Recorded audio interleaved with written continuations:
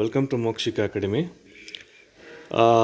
PGCET postpone ಆಗಿದೆಯಾ ಇಲ್ವಾ ಅಂತ ಎಲ್ಲರಿಗೂ ಒಂದು ಡೌಟ್ ಇದೆ. ಬಟ್ ನೆನ್ನೆ ಆ್ಯಕ್ಚುಲಿ KA ಅಥಾರಿಟಿ ಎಕ್ಸ್ ಅಕೌಂಟಲ್ಲಿ ಅವ್ರು ಟ್ವಿಟ್ಟರಲ್ಲಿ ಟ್ವೀಟ್ ಮಾಡಿದ್ದಾರೆ. ಅಲ್ಲಿ ಏನಂತ ಹೇಳಿದ್ದಾರೆ ಅಂದರೆ DCET I will show you first that one. So DCET ಏನು ಮಾಡಿದ್ದಾರೆ, ಪೋಸ್ಟ್ಪೋನ್ ಮಾಡಿದಾರಂತೆ. ಓಕೆ, ಸೊ DCET ಹಾಗೂ PGCET ಎರಡು ಒಟ್ಟಿಗೆ ಸ್ಟಾರ್ಟ್ ಆಗಿದೆ. ನಾನು ಅದನ್ನು ಓದ್ಬಿಡ್ತೀನಿ ನೋಡಿ. ಇಲ್ಲಿ PGCET ಆ್ಯಂಡ್ DCET ಎರಡಕ್ಕೂ ಲಾಸ್ಟ್ ಡೇಟ್ ಇದ್ದದ್ದು May 10th, ಪೇಮೆಂಟಿಗೆ 12th. Okay, so ಎರಡೂ ಕೂಡ ಒಟ್ಟಿಗೆ ಸ್ಟಾರ್ಟ್ ಆಗಿತ್ತು. ಇದನ್ನು ಫಸ್ಟ್ ನೀವು ಓದ್ಕೊಳ್ಳಿ. ಎರಡೂ ಕೂಡ ಒಟ್ಟಿಗೆ ಸ್ಟಾರ್ಟ್ ಆಗಿತ್ತು. ಇಲ್ಲೇನು ಹೇಳಿದ್ದಾರೆ, PGCET ಮೇ ಕೊನೆ ಅಥವಾ ಜೂನ್ ವಾರದಲ್ಲಿ ನಡೆಸಲಾಗುತ್ತದೆ, DCET ಅಂತೂ May 31st ಆಗುತ್ತೆ ಅಂತ ಹೇಳಿದರು.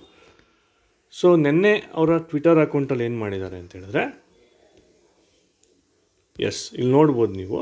ಇಲ್ಲಿ DCETನ ಅವ್ರೇನು ಮಾಡಿದ್ದಾರೆ, ಅರ್ಜಿ ಸಲ್ಲಿಸಲು ಇದ್ದ ಕೊನೆಯ ದಿನಾಂಕವನ್ನು May 13th, May 13ರವರೆಗೆ ವಿಸ್ತರಿಸಲಾಗಿದೆ.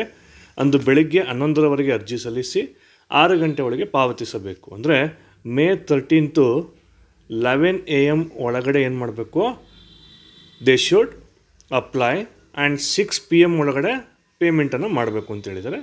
ಇದು ಅಪ್ಲಿಕೇಬಲು DCETಗೆ ಮಾತ್ರನಾ? ಸೊ ನಾರ್ಮಲಿ PGCET ಹಾಗೂ DCET ಎರಡು ಒಟ್ಟಿಗೆ ಕಾಲ್ ಮಾಡಿರೋದ್ರಿಂದ it is maybe applicable to PGCET also.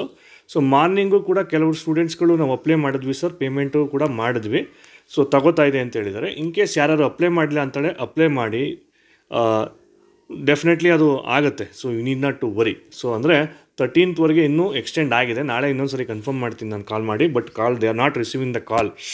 But ಇಲ್ಲಿ ಟ್ವಿಟರಲ್ಲಿ DCETಗೆ ಮಾತ್ರ ಅವ್ರು ಏನು ಹೇಳಿದ್ದಾರೆ, ಸೊ ಪೋಸ್ಟ್ಪೋನ್ ಆಗಿದೆ ಅಂತ ಹೇಳಿದ್ದಾರೆ. So it is applicable to maybe so PGCET also. Because ಇವತ್ತು ಕೂಡ ನಾನು ಪೇಜ್ ಓಪನ್ ಮಾಡಿದಾಗ ಅದು ಓಪನ್ ಆಗ್ತಿದೆ. ಸೊ ಇನ್ ಕೇಸ್ ಯಾರು ಅಪ್ಲೈ ಮಾಡಿಲ್ಲ ಅಂತ ಹೇಳಿದ್ರೆ ಅಪ್ಲೈ ಮಾಡಿ. ಸೊ ಏನೂ ಆಗೋದಿಲ್ಲ. Okay, need not to worry. Thank you.